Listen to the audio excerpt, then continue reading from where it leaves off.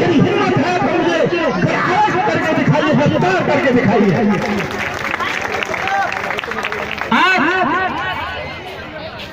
ये लड़ाई केवल मुस्लिम समाज की नहीं है, ध्यान रखना, ये लड़ाई हम सभी भारतीयों की है, सभी देशवासियों की है।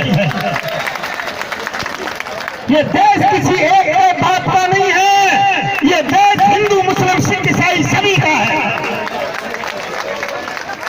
हम बचपन में गली गली के अंतर्गत में गाते फिरते थे, हिंदू मुस्लिम सिख ईसाई आपस में सब भाई भाई। हम अपनी गंगा जमनी तहजीब को नहीं मिटा सकते, नहीं हटा सकते, और जो भी इसे कोई हटाने की कोशिश करेगा उसे सत्ता से और हो सकता है दुनिया से भी हटना पड़ सकता है। मोदी जी, मैं एक बात कहना चाहता हूं, ये जो एनआरसी सिस्टम जो चलाया है आपने, अभी समय एक के बाद एक कानून समझ में नहीं आता, दूसरा कानून बना के तैयार कर देते हैं, क्योंकि तुम बिल्कुल माइंडलेस हो चुके हो। एनआरसी का मामला है, सीए का मामला है, एनपीआर का मामला है, जितने भी ये धारा हैं बार बार बनाते चले जाए, आखिरकार इनकी जरूरत क्यों है? मैं कहता हूं, क्या आधार कार्ड के अंतर्गत में कोई कमी है? आधार कार्ड का आपने सबसे पहले विरोध किया, अब आधार कार्ड पूरे विश्व में चलता है। क्या पासपोर्ट बनने से हम भारत के नागरिक नहीं माने जाते हैं? मैं मानता हूं हम भारत के कोई भी नागरिक नहीं है, तो वोटर लिस्ट के द्वारा तुम जिसके द्वारा जीत हुई है तुम्हारी, पहले सरकार से इस्तीफा दो, सरकार को नष्ट कराइए, उसके बाद में कोई भी काम कराइए। मैं मानता हूं हम वोट देते भी हैं, हम सब अमान्य हैं, तो आप पहले सरकार भी तो अमान्य हुई यदि हमारी वोट सही नहीं थी तो। केवल एक ही कारण है, दूसरा कोई कारण नहीं है। बीजेपी के पास में किसी प्रकार का कोई मुद्दा नहीं रहा है। राम जन्मभूमि का मुद्दा समाप्त हो गया, मुस्लिम भाइयों ने बड़ा धैर्य का साथ दिया, धैर्य से काम लिया, हिंदू मुस्लिम राइट नहीं होने दिया। जो चाहते थे हिंदू मुस्लिम राइट हो, जम्मू कश्मीर के अंतर्गत में 370 धारा का बहाना लिया, उस पर भी हिंदू मुसलमान नहीं झगड़ा किया, न लड़ा।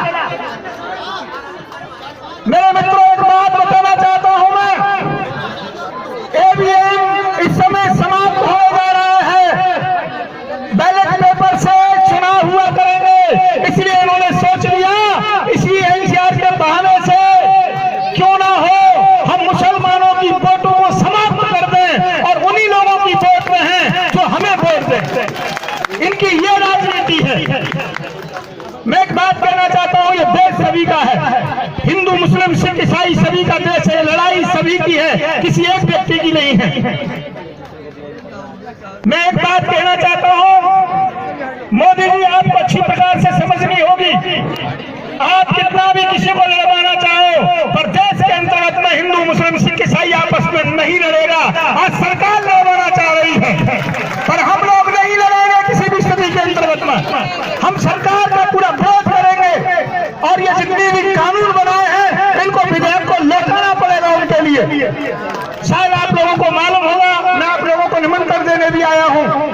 आप लोगों के इस कानून को नष्ट कराने के लिए मैं कल 1 जनवरी 2020 से दिन के 1 बजे से रामलीला मैदान में बैठ रहा हूं। यदि मुझे किसी प्रकार से भगा दिया गया तो आप चिंता न करें, मैं यही आकर के बैठूंगा, देखता हूं ये किस प्रकार से विधेयक को नहीं लेते हैं। मेरे मित्र बैठे हुए हैं, कई दिन से खाया पिया नहीं है उन्होंने, 18 दिन हो गए, मैं देरी से आया हूं, इस बात के लिए तो मैं अपने मित्र से क्षमा चाहूंगा। मेरे मित्रों, मैं एक ही बात कहूंगा, मैं अभी जामा मस्जिद गया, भारत के टीवी चैनलों पर कह दिया संजीव राज मुसलमान हो गए। मैंने कहा यदि मुसलमान हो गए तो क्या फर्क पड़ता है? क्या मुसलमान होना कोई बुरी बात है? क्या मुसलमान इंसान नहीं है? इस्लाम कोई धर्म नहीं है क्या? मेरे मित्रों, देश के तरफ में कई चर्चाएं चलती रहती है मेरे विषय में। लोगों को ऑब्जेक्शन इस बात का कि मैं मुस्लिमों का क्यों जो कि फेवर करता हूं। मैं यहां आया हूं और सबसे बड़ी एक बात कहने के लिए आया हूं, अब भी यदि संभल गए तो ठीक है, यदि फूट करके रहे, अलग अलग रहे तो समझ लीजिए फिर कभी भी उठने का तुम्हें मौका नहीं मिलेगा, तुम्हें दबा दिया जाएगा।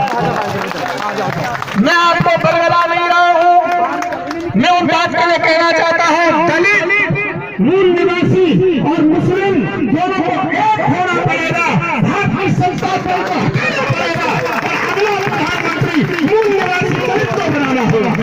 कहाँ जा रहे हैं? उधर चलो भाई यार, बाहर बिल्कुल। ये भारत, चलो भाई, आ जाओ।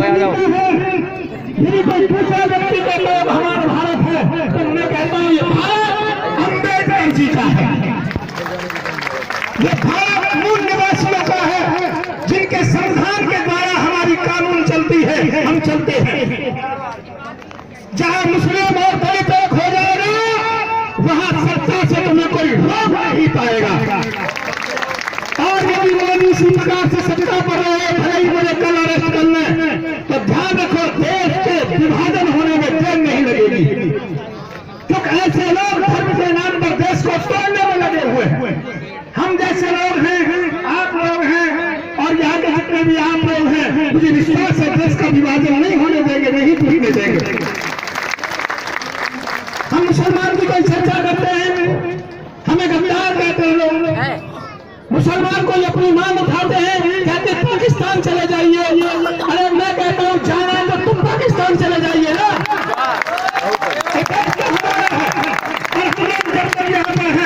इस बात को भी नहीं सुन सकते। देश का विभाजन महात्मा गांधी ने किया था, मोदी जी उसको गौर से पैदा हो गया था। यदि आपने भी विभाजन करने की कोशिश की, हिंदू मुसलमान में दरार डालने की कोशिश की, तो कोई ना कोई गौर से तुम्हारे लिए भी पैदा हो जाएगा। मैं धमकी नहीं दे रहा हूं, मुझे इस बात को बताना चाह रहा हूं, आप अपनी जगह पर ठीक नहीं हो। तुमको देश को छोड़ करके चलना चाहिए, ना कि तोड़ के चलना चाहिए। मैं एक बात कहना चाहता हूं, जब हॉस्पिटल में जाते बीमार पड़ते हैं, खून लेने जाते हैं, तो कभी पूछते हैं कि हिंदू का खून है मुसलमान का खून है? मैं कहता हूं इतिहास गलत पढ़ाया जाता है कि महाराणा प्रताप और अकबर का झगड़ा हुआ हिंदू मुसलमान का। अरे मैं कहता हूं महाराणा प्रताप का सेनापति मुसलमान था और अकबर का सेनापति हिंदू था। झगड़ा नहीं था मुसलमान हिंदू का, मतलब राजसत्ताओं का झगड़ा था केवल। आज भी राजसत्ता की बात है केवल। आप लोगों को एक ही बात कहूंगा, सरकार को विधेयक लौटाना पड़ेगा। इस बात का मैं आपको विश्वास दिला करके जाऊंगा।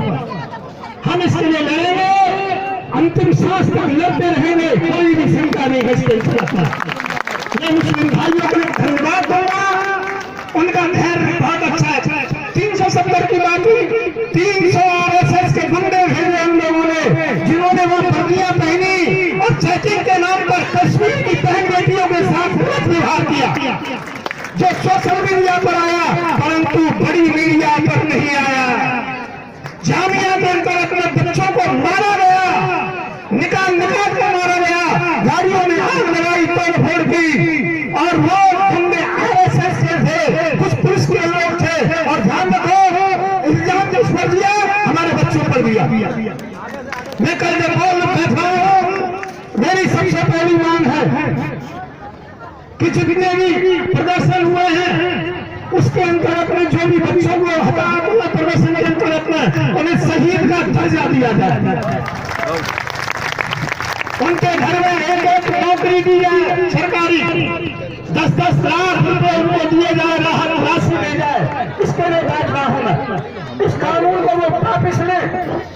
और सबसे बड़ी बात यह है मेरे मित्रों, हम सबको एकजुट रहना है, हमको एकजुट रहना है और इस कानून को हम मिटा करके रहेंगे, इसके अंतर्गत कोई शंका नहीं है। आप लोग आए हैं, आप लोगों को धन्यवाद है, मेरी बहनें हैं। मैं सभी के लिए आभार प्रकट करता हूँ। मैं सोच रहा था कि मुझे समय मिलेगा कि नहीं मिलेगा, पर मुझे बड़ी खुशी है आप लोगों ने मुझे सम्मान दिया। इस लड़ाई को हम जारी रखेंगे और ये लड़ाई जब तक रहेगी अंतिम सांस तक इस लड़ाई के लड़ते रहेंगे। और मैं ज्यादा आपसे करता हूँ, विश्वास बनाता हूँ, इस लड़ाई को हम जीवन करेंगे।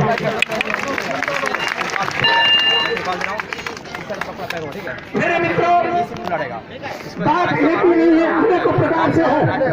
ये देश के अंतर्गत में केवल एक ही मुद्दा चाहते हैं और उस मुद्दे को ये चाहते हैं कि हिंदू मुसलमान का मुद्दा बना रहे, जिससे कि इनकी सत्ता चलती रहे। तो अब हमें इनकी विकास के मुद्दे चाहिए। इनके पास विकास के मुद्दे नहीं है, इनके पास रोजगार नहीं है, इनकी अर्थव्यवस्था बिल्कुल डामाडोल हो गई, डाउन हो गई है, हर तरीके से ये गिरे हुए हैं, हर तरीके से नाकाम है। इस कारण से ये बौखला गए हैं। सब स्थिति को भुलाने के लिए हमें हिंदू मुसलमान के बीच में दरार डालना चाहते हैं और इन्हीं कानून के चक्कर में हमको लगाना चाहते हैं और ये देश के ऊपर शासन करना चाहते हैं। अगला शासन इनका नहीं होगा, अगला शासन यहाँ पर दलित प्रधानमंत्री बनेगा, मूल निवासी प्रधानमंत्री बनेगा देश का। और मेरे मित्रों, हम देश को किसी भी स्थिति के तौर पर नहीं करते देंगे।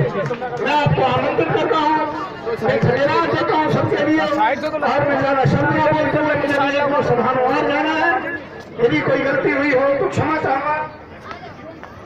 1 तारीख से अर्थात कल से दिन के 1 बजे मैं अनशन पर बैठ रहा हूँ रामलीला मैदान में दिल्ली में, गेट नंबर 8 पर।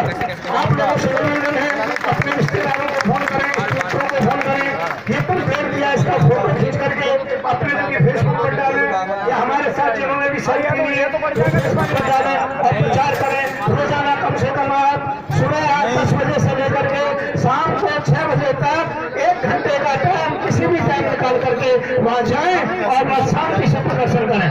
एक बात और कहूँगा, भारत के अंतर्गत में पूरा समाचार हमारा जा रहा है। भारत में जितने भी युवा हैं उनसे कहूँगा वो कोई प्रदर्शन न करें। वो प्रदर्शन में ये क्या करते हैं, अपने लोगों को भेजते हैं, नारेबाजी लगवाते हैं, अपने लोगों से पत्थर भिजवा देते हैं, अपने दूसरे युवकों को मारा पीटा जाता है, धाराएं लगाई जाती हैं। इनकी योजना सबसे बड़ी ये है कि जेएनयू को, जामिया को और अलीगढ़ यूनिवर्सिटी को इनके लाइसेंस कैंसिल करने की इनकी मंशा है। ये चाहते हैं क्योंकि यहाँ से मुस्लिम युवक निकलते हैं, पढ़े लिखे नव युवक निकलते हैं। ये नहीं चाहते कि कोई इतना पढ़े लिखे या मुस्लिम समाज से कोई नेता बन सके जो देश को संभाल सके। ये अपने स्वयं अपने हाथ में सत्ता को रखना चाहते हैं, इसलिए कानून लिए हैं। आप लोगों को बार बार ये कहने के लिए दुख होता है इस बात के लिए जो सदैव से यहाँ पर है, उनको आज ये प्रमाण करना पड़ रहा है कि हम भारतीय हैं। इसलिए यहाँ जन्म लिया है, उसे ये कहना पड़ रहा है कि भारतीय प्रमाण करना पड़ता है। अरे मोदी जी, एक बात कहना चाहूंगा आपके लिए, आपने 4 साल के अंतर्गत रिफाइल के कागजात खो दिए, रिफाइल के कागजात खो दिए और हमारे लोगों से आप प्रमाण पत्र 40 साल के कागज मांगते हैं। तुम्हें शर्म नहीं चाहिए? क्या आधार कार्ड कम है, क्या पासपोर्ट कम है? मैं एक ही बात कहना चाहूंगा मोदी जी, आपको मंशा में पूरा क्योंकि आप तो सफल नहीं होने देंगे। हम आपको किसी प्रकार से हिंदू मुसलमान की राजनीति नहीं करने देंगे। करनी है तो विकास की राजनीति करो, युवाओं को रोजगार दीजिए, परंतु हम हिंदू मुसलमान के रूप में देश को नहीं बचने देंगे। मैं सभी के लिए बार बार धन्यवाद देता हूँ। आप लोगों ने समय दिया, यदि फिर समय मिलेगा तो मैं जरूर हिस्सा आपके सामने प्रस्तुत करूंगा।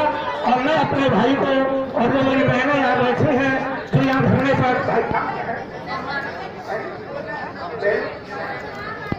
जेनुद्दीन जी जो यहाँ बैठे हुए हैं उनके लिए धन्यवाद। और उनके साथ हमें नहीं, लोग नहीं, पूरा देश है आपके साथ में, आप मत घबराइएगा। मैं रामलीला मैदान में बैठ रहा हूँ, मुझे वहां से भगा दिया तो मैं तुम्हारे चलने में आकर के बैठूंगा। चलिए चलिए,